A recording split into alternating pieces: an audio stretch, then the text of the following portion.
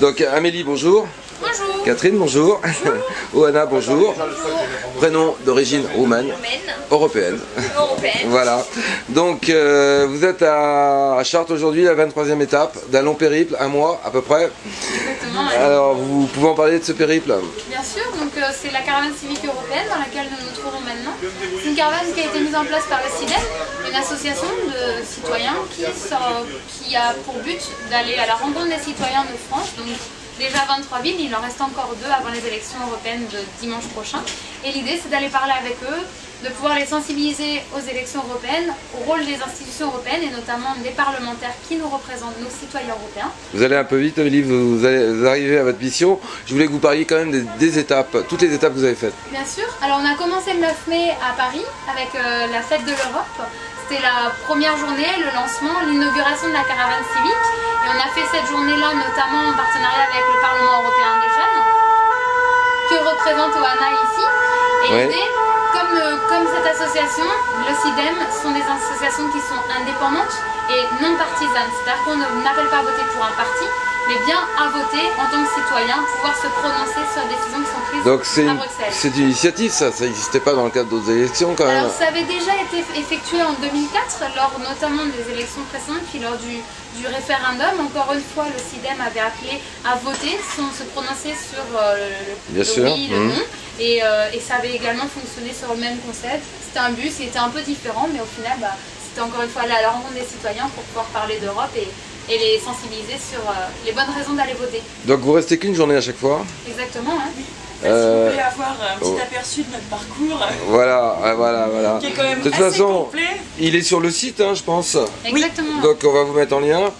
C'est l'intérêt d'Internet. Il y aura le lien de tous les liens qui sont à disposition. Donc, reparlons de la mission. Qui veut en parler? Catherine. Alors, la mission essentielle, vous avez commencé à l'introduire. Mais l'objectif, c'est de faire de l'éducation à la citoyenneté et Alors, qu'est-ce que vous appelez l'éducation? Oh, c'est pompeux, ça. L'éducation à la citoyenneté, c'est simplement rappeler qu'on a des droits civiques et qu'on est citoyen d'un État et que, comme tout bon citoyen, quand il y a des élections, il faut aller voter. Surtout que là, c'est... Vous pensez que les gens en ont besoin maintenant? Oui. Ouais, sincèrement. Parce qu'il y a aussi... voilà, non, mais surtout dans le cas des européennes, parce que les européennes appellent à beaucoup d'abstention, c'est vrai, en général. Vous êtes toutes étudiantes, c'est ça? On est toutes diplômées. En fait, Diplômées, on vient juste de finir ouais. nos études. On a déjà une expérience professionnelle dans le domaine de l'Union européenne, ou au moins une expérience associative qui a un grand investissement au niveau des institutions européennes. C'est pour ça qu'on s'y connaît assez bien, à la fois sur le caractère institutionnel, mais aussi sur la pratique des institutions. Et c'est bien pour ça qu'on est envoyé sur le terrain, parce que comme ça, on peut rendre concrètes les institutions et rappeler que l'Europe, c'est pas seulement Bruxelles, c'est pas seulement Strasbourg, c'est pas seulement des technocrates, ce sont des gens qui nous représentent, qui prennent des décisions qui nous concernent nous au quotidien. Donc on a des supports de communication sur ce sujet-là, notamment une brochure qui parle des décisions du Parlement européen en association avec les autres institutions et qui rappelle que ce soit la sécurité alimentaire, les différents droits des usagers au rail ou par exemple les tarifs d'itinérance pour les téléphones portables.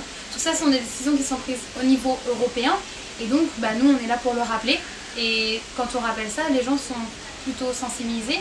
On rappelle également que 60 à 80% de nos lois, à nous en France et dans les autres États membres, c'est l'application des décisions communautaires. Donc pas voter, encore une fois, c'est pas se prononcer sur 60 à 80% des lois et c'est perdre l'opportunité de donner notre opinion et notre avis sur l'Europe.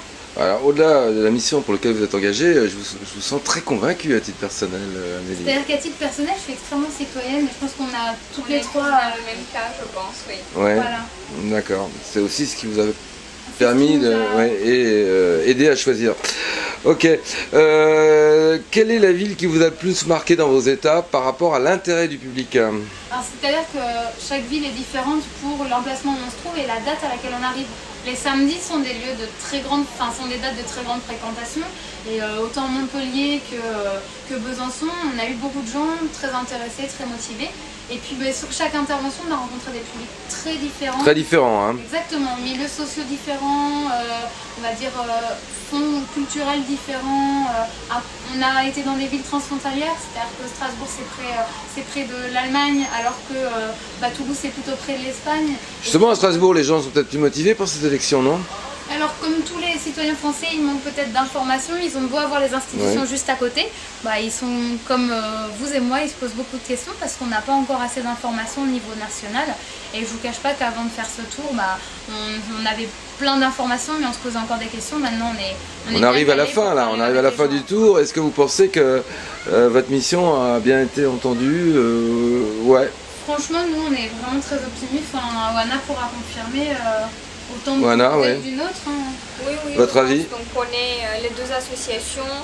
Sur la couverture médiatique, on a vu plusieurs journalistes, de plusieurs chaînes de télévision ou des journaux, ou même après par les connaissances, internet et ainsi de suite. Je pense que ça s'est bien passé. Ouais.